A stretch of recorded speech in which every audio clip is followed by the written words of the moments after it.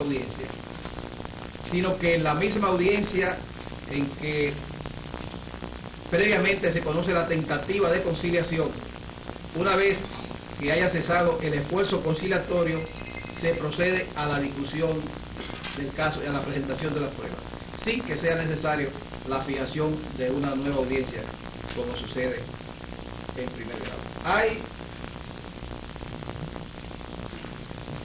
otra decisión de mayor trascendencia, y con esto voy a terminar, que es la relativa a la aplicación del artículo 86 del Código de Trabajo. Como ustedes conocerán, ese artículo 86 señala que las indemnizaciones por aviso omitido, el previo aviso omitido y de cesantía deben ser pagadas en el término de 10 días.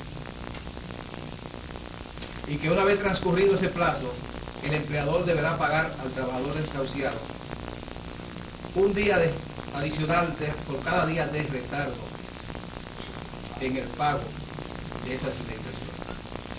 Eso trajo como consecuencia la situación de que muchos empleadores pagaban una suma de dinero a los trabajadores y dejaban una parte sin pagar, una parte que a veces era insignificante con relación al monto que les correspondía. Los jueces aplicaban el artículo de manera plena. La Suprema Corte de Justicia, en primer lugar, determinó, frente a un alegato de inconstitucionalidad, que el artículo 86 no era inconstitucional. ¿Por qué?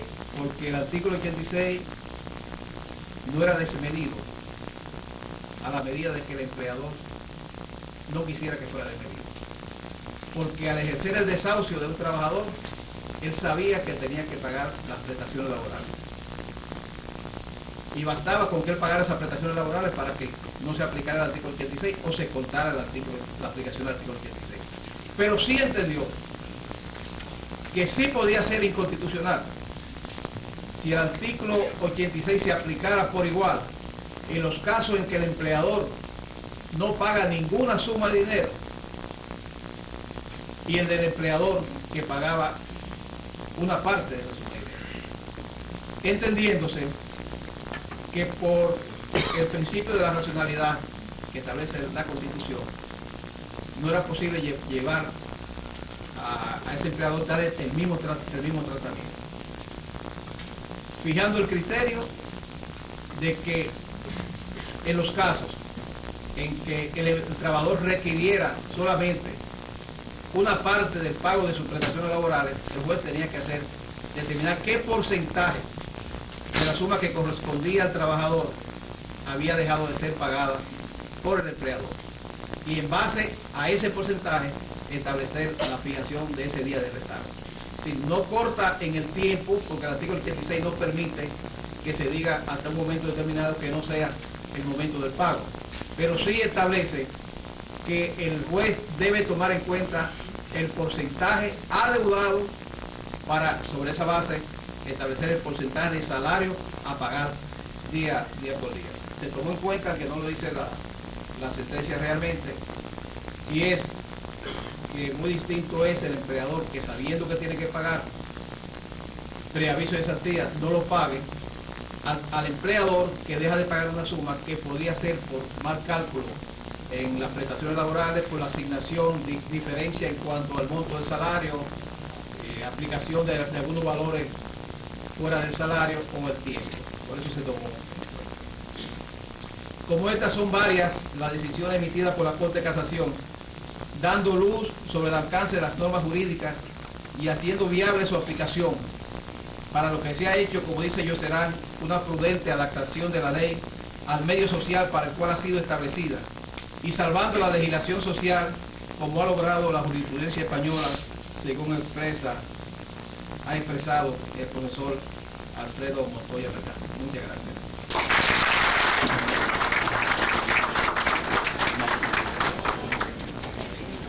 Bien, en esta ocasión nosotros vamos a presentarles a ustedes, después de esta magistral conferencia del doctor Julio Aníbal Suárez, Jurisprudencia Dominicana del Trabajo 1990 a 2001, del doctor Julio Aníbal Suárez. El precio normal de esta edición es de 700 pesos. Hoy la vamos a vender aquí a 600 pesos. Está a la venta a la salida de este auditorio donde estamos del doctor Julio Aníbal Suárez. Se integran a la mesa principal el doctor Potentini, Trajano Potentini, quien es presidente de Ediciones Jurídicas Trajano Potentini y Librería Jurídica Virtual, encargados de la... Una pregunta más que como juez, la voy a hacer como académico, ya que me acompaña un grupo de estudiantes que creo que en sus manos tiene la obra de Victorio Frosino, que habla de la letra y el espíritu de la ley. Y deseo hacer la pregunta en función de lo que dispone el artículo 38 del Código de Trabajo, así como lo que establece el principio 9, el principio 5 del mismo código, que dice que los derechos de los trabajadores son irrenunciables. Nulo todo pacto en contrario. Si hacemos una interpretación exegética de esa disposición, nos encontramos que independientemente de la causa de terminación del contrato de trabajo, esos derechos que le corresponden a los trabajadores no son objeto de ningún tipo de renuncia. Más bien, nuestra Suprema Corte de Justicia, haciendo una interpretación de lo que es la voluntad de las partes, determinó en sentencia de que el contrato no se extendía más allá de hasta donde la voluntad de las partes lo habían expresado. Hago esta pequeña introducción para preguntar con respecto a una decisión ya comentada de la Suprema Corte de Justicia con relación a lo que son el auxilio de cesantía en aquellas empresas en donde los trabajadores reciben sus prestaciones, entre comillas, anuales. Yo pregunto, ¿no está expresada la voluntad de los trabajadores, más bien de las partes, en recibir por un concepto ya establecido como es el pago de un auxilio de cesantía? Y los trabajadores están conscientes de que están recibiendo esos valores por un concepto ya previamente establecido, y más bien también los empleadores están entregando esos valores a sabiendas de que corresponden a los trabajadores un auxilio de cesantía. Entonces yo pregunto, ¿no está expresada la voluntad de las partes en uno recibir y en otro entregar esos valores, a sabiendas de que ambos están conscientes de lo que real y efectivamente están recibiendo? Quisiéramos preguntar, en materia de horas extras, que si no se aplica, si se aplica la inserción de la carga de la prueba para el trabajador. Y otra pregunta es que en materia de indemnización por falta de inscripción y pago en el Seguro Social, si solamente el juez laboral debe especificar o verificar la inscripción, y si no también el pago, porque la ley así lo establece. Sí, la pregunta de nosotros gira en torno a la celeridad del proceso. Y nos fijábamos cuando el exponente, cuando empezó la exposición, se refería a que el procedimiento laboral debe de ser un proceso acelerado y rápido. Inclusive mencionó que ya se dictó una jurisprudencia donde se dice que en la Corte de Apelación, el mismo día que se conozca de la audiencia en conciliación, ese mismo día se puede conocer la audiencia de producción y discusión de pruebas. La pregunta mía gira en el siguiente tono.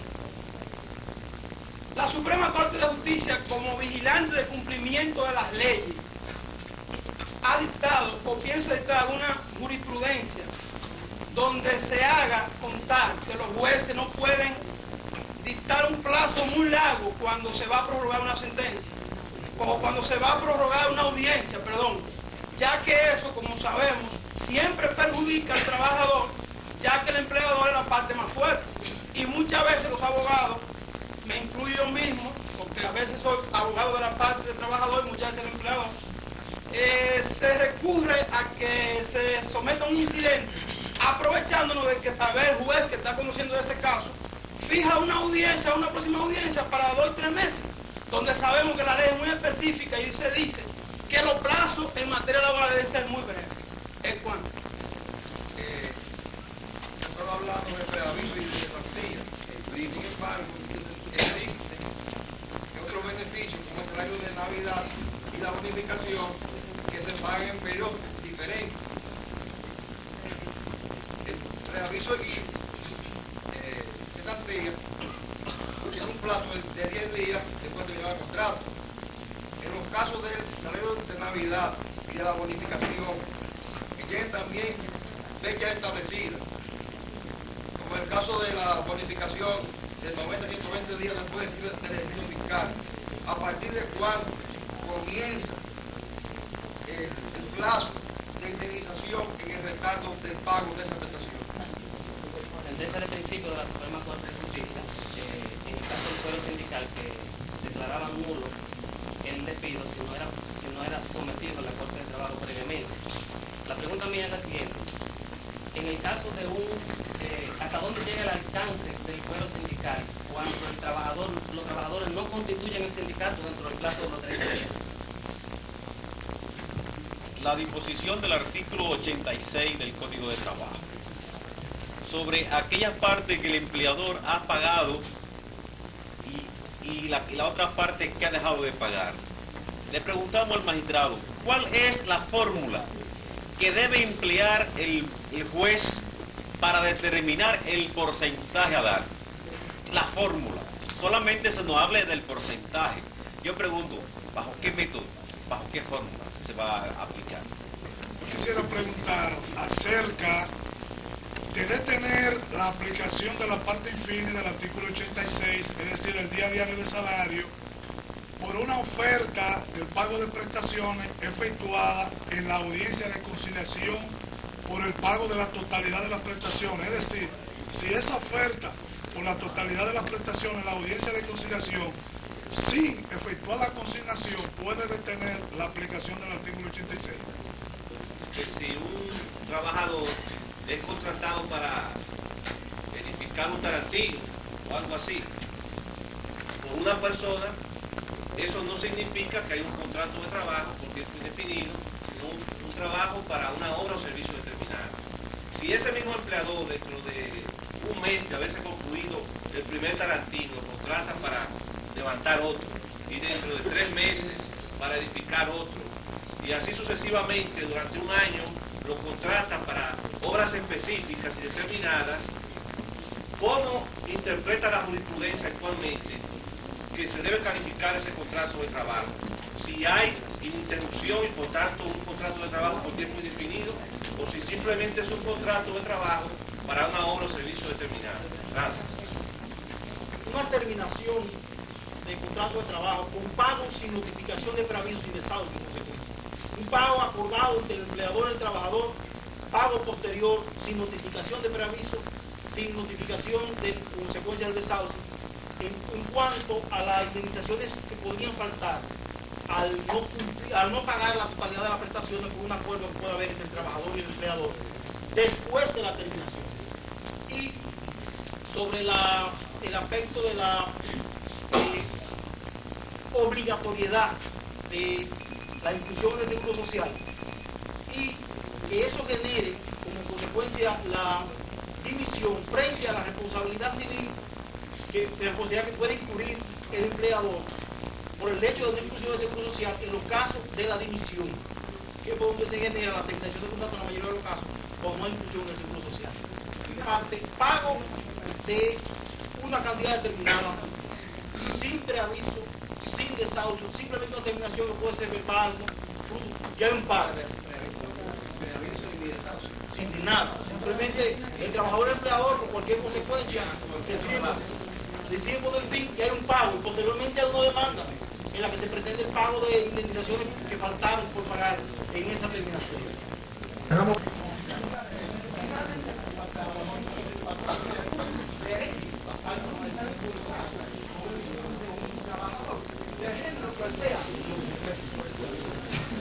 Las respuestas. Ok, de nuevo, doctor, por favor.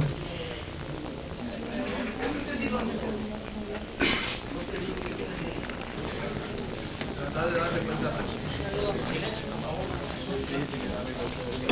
La primera pregunta señala que cuando el trabajador recibe la cesantía dentro de la vigencia del contrato, es decir, la liquidación anual, que si no hay una manifestación expresa de la voluntad y como consecuencia de eso debe tener un valor. Bueno, lo que se ha planteado es, ahí sí está claro el quinto principio fundamental, porque la Suprema Corte de Justicia no le ha dado validez a la renuncia de los trabajadores por una manifestación de voluntad, sino porque esa manifestación de voluntad sucede cuando ya el contrato no existe. Y para eso la Suprema Corte de Justicia ha tenido en cuenta la exposición de motivos del quinto principio fundamental del Código de Trabajo en el anterior código. Si ustedes buscan el anterior código, el cuarto principio fundamental, que es el quinto principio fundamental, es el mismo texto. Este código no tiene exposición de motivos. Por las preguntas que se hizo, no tiene exposición de motivos. Entonces, hay que recurrir para la interpretación de los textos legales que son idénticos al anterior, a la exposición de motivos del anterior código. Y esa exposición de motivos señala que esa limitación, esa prohibición a la renuncia de los derechos de los trabajadores se circunscribe al ámbito contractual. Incluso señala la exposición de motivos que si no, así no fuera, los contratos se harían interminables y no pudieran ser finalizados a través del decidimiento, de la conciliación y de la transacción. Entonces, ahí no puede haber renuncia, porque no hay una terminación real del contrato. Cuando hay ese pago, ni siquiera es cesantía. La Suprema ha dicho, no hay pago de cesantía cuando el contrato de trabajo no termina. Y cuando un empleador le paga una suma de dinero a un trabajador, en cualquier temporada, en cualquier época en que el contrato está vigente, no está pagando, no puede estar pagando auxilio de cesantía. Con la auxilio de cesantía tiene su razón de ser, de que el trabajador enfrente el desempleo, el estado cesante. Entonces, no puede decirse que hay una manifestación de voluntad. Mucho menos puede decirse que el patrón lo está entregando la cesantía como una forma de ayudar al trabajador, mucho menos. A pesar de que hay que reconocer la realidad. Muchas veces el empleador paga la auxilio de cesantía por exigencia de los trabajadores que en determinada época del año, generalmente en el mes de diciembre, quieren tener un bono adicional para enfrentar los gastos extraordinarios de esa época. Pero un buen negocio que hacen los empleadores cuando hacen esa liquidación anual. Yo no sé si ustedes han considerado que aunque se mencione de enero a diciembre los 12 meses del año, no hay un año de enero a diciembre, hay 11 meses. Eso significa que al trabajador nunca le corresponde 21 días de cesantía. Mucho menos nunca llega a acumular 5 años para que le toque 23. Tampoco acumula los 5 años para que le toque los 18 días, los 18 días salarios por concepto de vacaciones. Eso incluso atenta contra el derecho a la sindicalización, el derecho a la convención colectiva. Porque si los contratos terminan todos los años, terminan todos los contratos, todo el convenio colectivo terminaría. Y eso no tendría razón de ser el sindicato. Es decir, hay una situación real. Y es que lo que presumiblemente es una terminación de contrato, en la práctica lo que sucede es que hay un periodo de receso de la empresa que puede asimilarse a la propia vacación, a las vacaciones colectivas que anteriormente se representaban. Esa empresa que ahora liquidan anualmente, las que no trabajan, eran las empresas que anteriormente tenían unas vacaciones colectivas. No hay terminación de contrato. Como consecuencia de eso, importa la voluntad, ustedes saben muy bien, que para el legislador, el trabajador es como un niño, un capaz, que no puede regular su derecho. Por eso que dice que la norma del derecho de trabajo imperativa se impone. Bueno, todos los derechos se imponen, obligaciones, pero el derecho de trabajo se impone el disfrute de los derechos. En materia civil, usted tiene un carro y usted quiere lo regala o lo vende. El legislador no dice nada. Pero en materia de trabajo, usted no puede trabajar sin cobrar su salario, o percibir las horas extras, ni decir que usted está recibiendo cesantía, aunque no lo sea. Ahora bien, queda todavía un aspecto por definir en cuanto a esa liquidación anual. Y es que el Suprema Corte todavía no se le ha presentado la oportunidad de definir cuál es la naturaleza de ese pago. Fuera de la Suprema hay dos posiciones. La que plantea el doctor Luis Fernández Rueda, que señala que debe ser considerado como un anticipo de el auxilio de Santiago, y la que preconiza el doctor Rafael Albuquerque en el sentido que debe considerarse como un bono especial. Entre esas dos posiciones, cuando se presenta la ocasión, la Suprema Corte de Justicia decidirá que si las horas extras forman parte de la exención que establece el artículo 16 del Código de Trabajo. El artículo 16 del Código de Trabajo señala que se asigna al trabajador de la prueba de los hechos establecidos en los documentos y libros que el empleador debe registrar y conservar en la Secretaría de Trabajo. Recuerden ustedes que el empleador debe llevar un libro, un cartel de horario. El trabajador debe llevar también, debe remitir a la Secretaría de Trabajo la variación que tiene la jornada, las horas extraordinarias que se elaboran todos los meses y la cantidad que paga por concepto de horas extraordinarias. Si el empleador no lleva esos libros, obviamente, que cae dentro de la excepción que establece el artículo 16. Si no lleva, si no cumple con eso.